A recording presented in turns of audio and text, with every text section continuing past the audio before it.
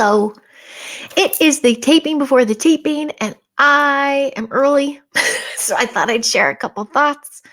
Thoughts that have been sitting with me for over a week, and I have been wanting to vlog about it. So I'm just going to see how it comes out right now.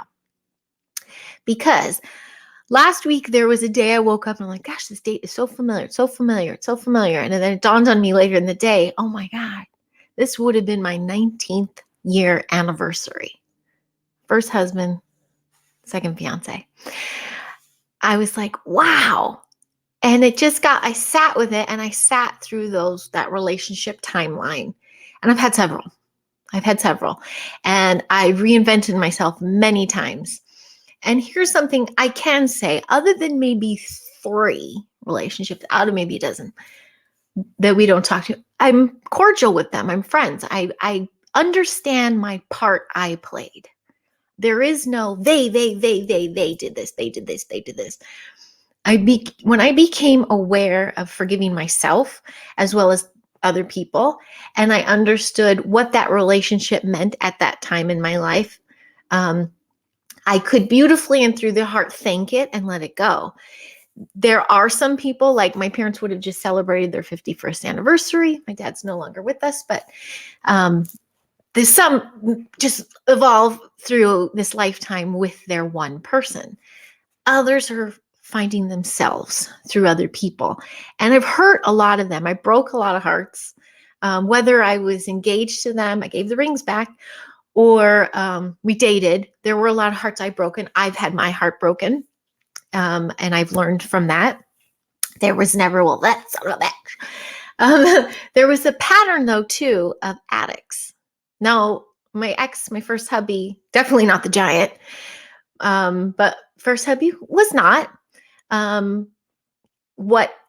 Before him, the addict thing, that came from my understanding and my own personal journey and studies. My dad in the 80s in Portland, Oregon, in the rain, entertaining clients with a very affluent job, addictions and things, drinking, all the things. But my dad chose us. My dad chose his family. He picked when my mom said, this or this. Like my mom was like, we're not doing this anymore. What is it going to be?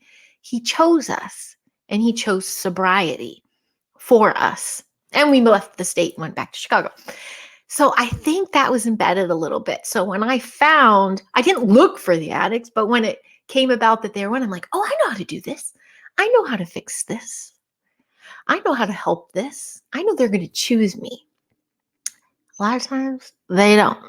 And it would bring about my own addictions and my own patterns, and very unhealthy. One in particular, and thank you, I'm not going to call you out, but I saw you chime in the other day, so I know you're still around, and he's happily married with a beautiful family, and just phenomenal fella. The high school sweetheart that went into college.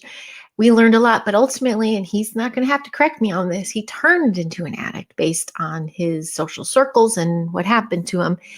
My dad went to the city of Chicago and picked him up, put him home, let him withdraw, called his parents, and got him on the plane back to where he needed to be.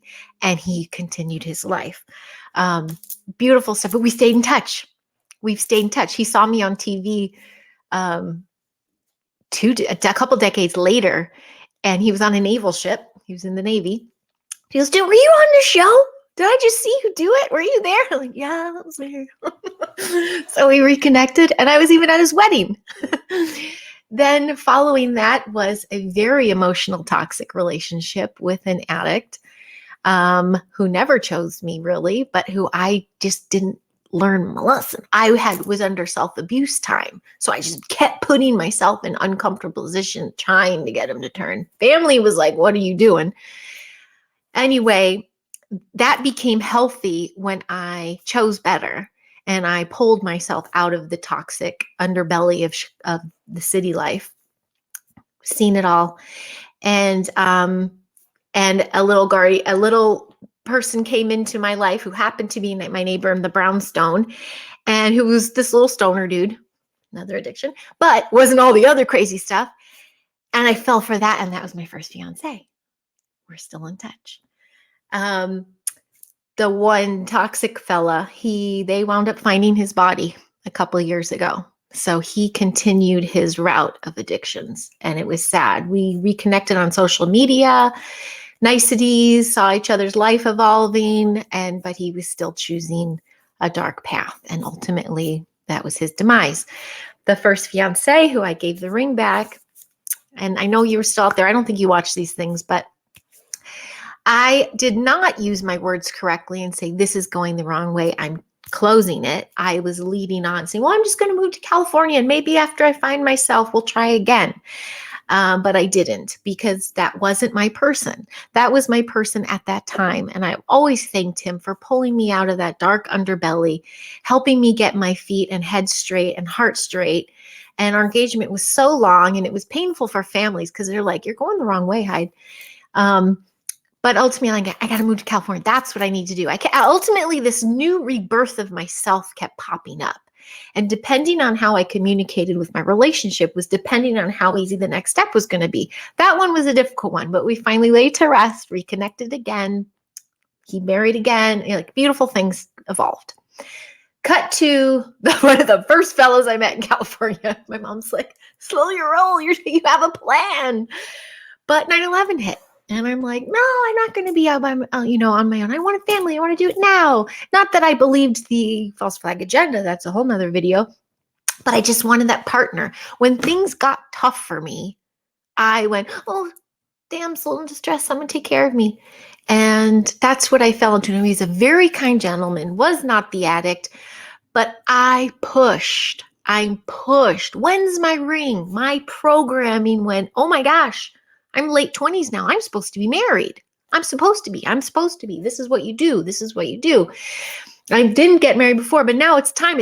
I have to. And even in that whole year engagement of planning, halfway through, I'm like, I think I'm going the wrong way. And I ignored the voice. Why? Because I was way too concerned about everybody else. I was too concerned about my family planning the wedding and all the families. Everyone's going to be disappointed in me and shame in me. Being raised with shame and guilt is very difficult. And it's something hard to rid yourself of. But the shame and the guilt, that was taking over. So, and it became about, I just got to do that first dance with my dad. That's, my dream, our song, But I just even think back of that day because it's not a memory. It's suppressed and it's away. And I feel so much sadness and compassion for him, my then partner. His family didn't even come. They planned a whole nother wedding for us down, and none of my family came to that. Things were just not going the way my programming thought it was supposed to go. But more than anything, I was ignoring my inner voice. So not even 6 months later, we're in therapy. And I was the one losing it because I was like, I'm sorry. Like I went the wrong way. This was a very messy, long-winded mistake on my behalf. And I am sorry. In that moment, though, I was trying to find something. I was trying to find something to be the victim. Because isn't it easier to just be the victim and blame somebody else? It's easier to walk away from something. Well, sure enough, those feelings, you can't walk away from it because that's not the reality. The reality is I had a part to play. And we probably wouldn't have gotten married if I didn't pressure him. So I had to own that. I totally owned that. And sure enough, like 4 years later, we tried dating again because I was already knee deep. I was working actor. I was doing my thing. And at the time when we were married, those little 6 months, his insecurities kicked into overdrive and he started showing up on set and all these things happened. I'm like, that's it. That's what I don't want. Nope, you're not letting me follow my dreams. I'm out. Whereas it was really like, shouldn't have gotten married in the first place. I'm sorry. So when we dated, we got all the fun stuff out, and he wound up marrying his high school sweetheart and has a son, and everything's great. And he even reached out to me when my dad passed, and healthy relationship. Then came the slew of LA dating life. And I even hit the stage with my journals for that. There were a lot of interesting times. I had fun, but I learned a lot from all of them. I've just been saying on this some of the really poignant, the strong ones that happened. Where's my timing? Aren't I supposed to be doing a live stream? Oh yeah, very soon. So, cut to my kid's dad, which we were not married. In fact, it was beyond toxic. And I was lied to from the beginning with him. I was courted by him for a very long time, a couple years on set. But I was always either dating somebody or had my eyes on somebody. And I didn't do that. As much as the rumors were out there, I did not mess around with a lot of people at the same time. I was like into all these different ones. And so when he came around, and we got pregnant very quick, which was very odd because even when I was married, I had this long-term relationship in between that had me rolling with the celebrities and on tour buses of very famous international superstars and things. Not as sleeping around. I had my boyfriend. He was there. He was her best friend. Just meaning cool stories. I left his relationship because his relationship was all about, look at who I know. They were never interested in who Heidi Pop was. It was, you're so-and-so's girl. I'm like, no, I'm not. I'm Heidi Pop. So when I broke up with him, twice, in fact, even my mom's like, what are you doing? You're like in the scene. You're in it. I go, but that's not my person. Something is off. I recognize him maybe from another life, but I don't care who he knows. I don't care who I just had Thanksgiving with and at what house. Oh my God, the stories I could tell. I go, something is missing. And it's when I cleared through all that stuff, then the children came. I don't want to get too much into their dad, but he's an addict. And that's ultimately why I struggled and went in survival mode by myself with the kids, because he wasn't worthy either of Heidi Pop. But when I recognized and sat with in survival mode all of those relationships back through high school and what they were, I felt this muck clear from me.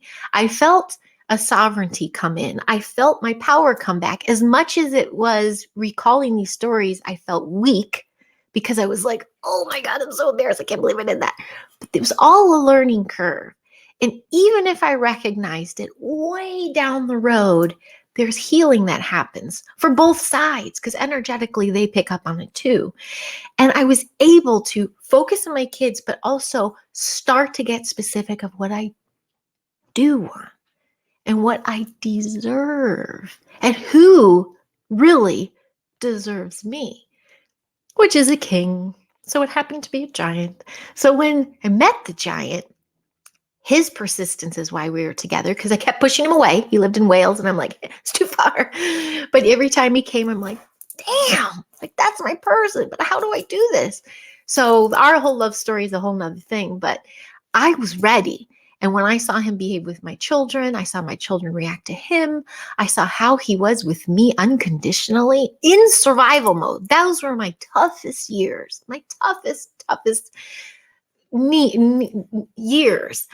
But I surrendered right before I met him. I was specific. I called out. I said I was ready. I'm here. And my dad had passed, and I know he had something to do with it, but I was specific. And then here comes the giant. And here we are. So my thought when I picked up, and it was my 19-year anniversary, I'm like, I would never have had my kids. I would never, who knows where we would have been and what would have happened. But I love that I can, if I hear of something in his family, I can reach out and vice versa. I love that I learned from it. I love that in this lifetime, I was able to apologize to him. And I don't think this is a tale I wanted to share to be like, everybody did something wrong in their lives. No, just own your shit. Take accountability for how things have turned out. And really, playing the victim is so freaking passé. Enough already. If you have this attachment to something that is a victim, like the addict dad of my kids, I'm sorry I keep saying that. Well, why did I just say that? Because I am. I'm sorry I keep saying that because I know he's evolving out of that too. But we have something toxic that we still are healing from. There may be a story that is yours that is truly like, can't believe this keeps happening. Can't believe this is happening to me. But you have to start changing your words. Words are spells and you are casting them. But you have got to change your thought processes of what they're doing to you. You have to say, what am I doing in this? How am I contributing? Why am I still suffering? What is it you are not doing? Because that's the only thing you can do. So does that mean cut cords? Does that mean finding a safe place and getting yourself out of a dangerous situation? Does that mean talking about it? Does that mean you've got to take responsibility for your part in whatever relationship is not serving you, whatever it is, family member, love, whatever it is, friendship. The victim card is old earth. Owning your shit, evolving, reinventing yourself if you have to, is the new earth, because you can't keep blaming your circumstances on anything else. Do I talk about FJB every freaking day because of gas, or freaking gruesome Newsome because of where I live? No. I owned my shit and I changed it, and I'm living pretty well considering the circumstances of what's going on around me. Anybody can do that. Anybody can change your storyline. If you are feasting off of being the victim and the attention you get from that, it's going to dry out, because people are going to get exhausted doing it. People were exhausted hearing my same biological dad story of my kids over and over again, until I finally took a step outside myself and watched myself repeating the freaking same storyline. I'm like, this is never going to end. This is never going to end until I end it. And I did. And my life bloomed. So how am I going to wrap this in a little bow? Own your shit. Basically. Own your shit, heal your shit, and cut those cords when you need to. But recognize, what is the thing that is keeping you a victim? If someone is taking rent up in space in your mind, you're the one who's supposed to be the house cleaner. So I think I ran out of little bumper sticker slogans, so I'm going to go record a live show now. Okay. That was my story. And happy almost 19th MTP. And to all the beaux I've had, even the one lady, I had my bye era. Miss MB, you are fabulous as well. You taught me a lot about myself. And you reminded me what I was missing in all those toxic relationships. My divine femme, which is all I was craving. Hence, I thought that's what I wanted. But no, I wanted it in myself. Learn something from all of these relationships. It will help you evolve and become your best self. And scene. Okay, that's all. Let's see if I even share it. Okay, bye.